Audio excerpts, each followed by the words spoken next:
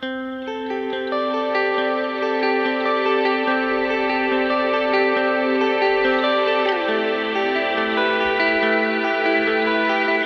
is the first video in a series of videos for key performance indicators.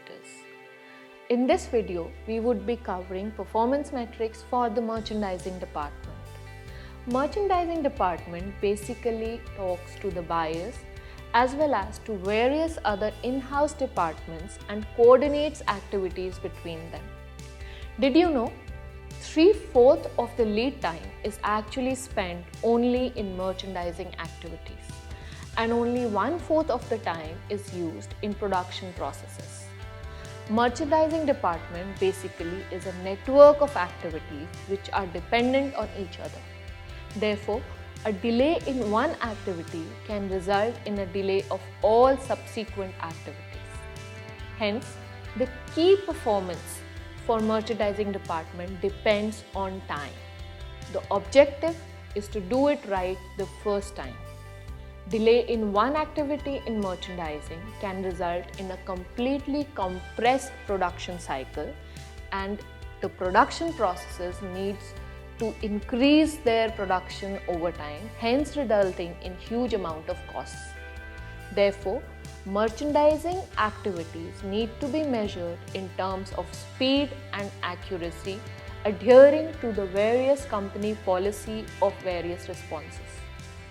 The metrics for merchandising activities are inquiry response time, file handover schedule achievement, sample delivery percentage, sample rejection rate, sample adoption level, orders handled per unit time, and value handled per unit time. Let us understand these tools one by one. The first tool is inquiry response time. It is the time taken by the merchandiser to respond to a particular query by the buyer. It can be defined as the percentage of time the inquiry was responded within the stipulated time as per the company policy. Let's say that we had a policy of responding to costing inquiries within 48 hours or any other technical inquiries within 24 hours. Then the percentage of time merchandiser responded to these queries within the stipulated time is defined as the inquiry response time. Let us take an example.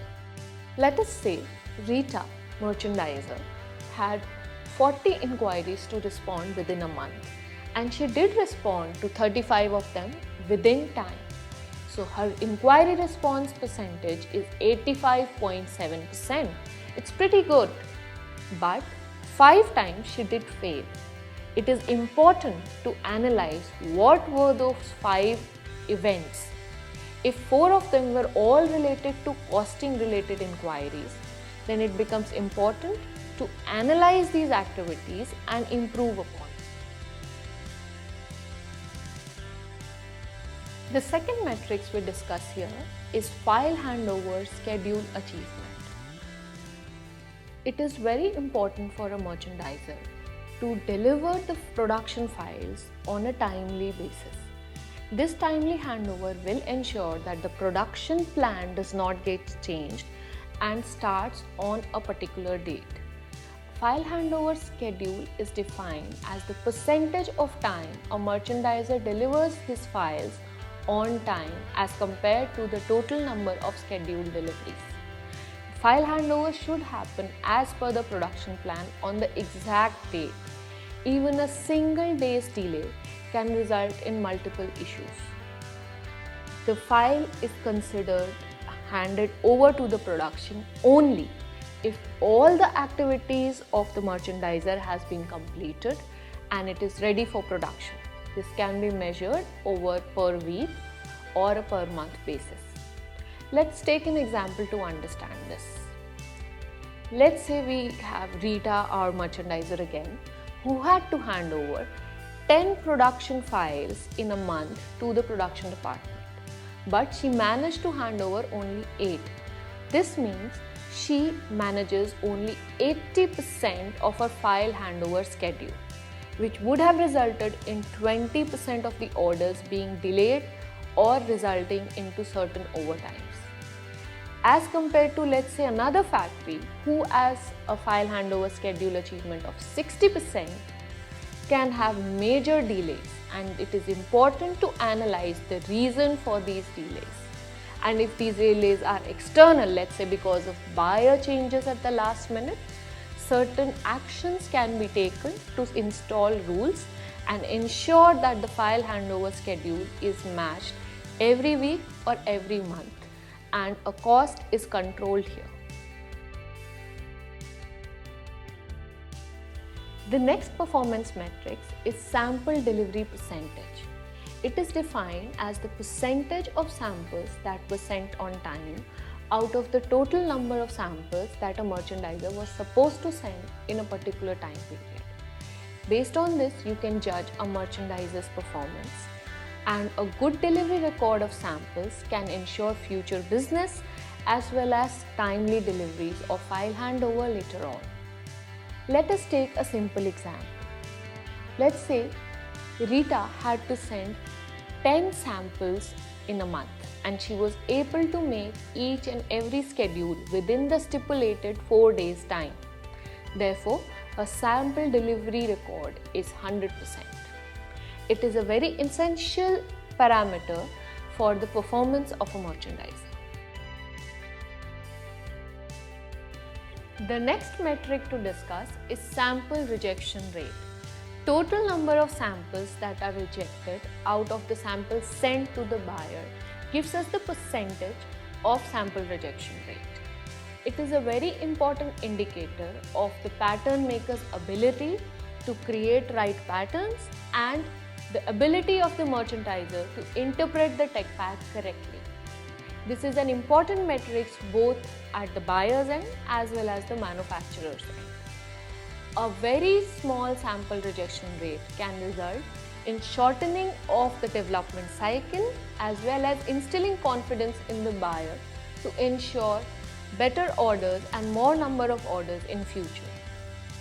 Let us take a simple example. Let's say Rita had to send 20 samples for approval, be it proto or fit or any other kind of sample. And if her rejection rate is only 10%, that means only 10% of the time do her sample need a redo, which is a very good number for Rita. The fifth performance metric is sample adoption level. It represents the accuracy of the manufacturer's design team to understand buyers' tastes, costs, and seasonal trends. It can be defined as the percentage of samples adopted by the buyer out of the total samples presented by the merchandising team. A better adoption level can result into better relationship with the buyer as well as increased chances of higher number of orders. Let us understand this with a very simple example. Rita made 20 samples with the help of her factory design team and presented it to her buyers. The buyers accepted 5 of the samples for the next season range. Raj also had 5 of his samples accepted for the next season range. But Raj made 50 samples. So, Rita had an adoption level of 25%, whereas Raj had an adoption level of 10%. This gives us an understanding of how well the merchandiser understands the buyer's needs and requirements.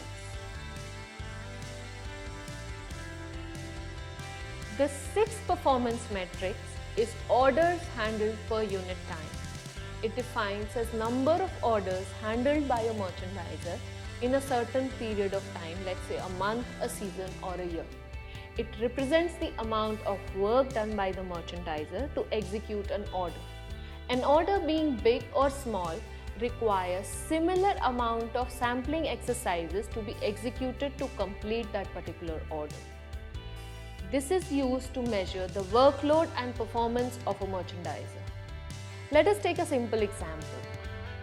Rita got an order of 4,000 pieces across 4 orders, whereas Raj also got an order of 4,000 pieces but across 10 orders.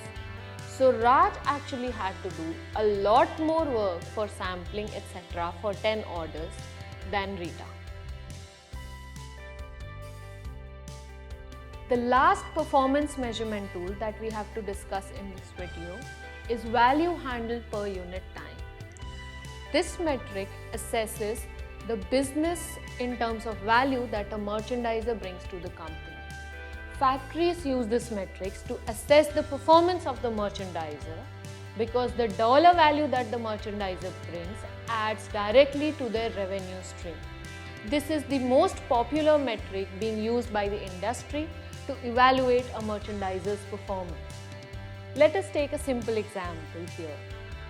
For instance, Rita had 4,000 pieces of order and her average order value is $10.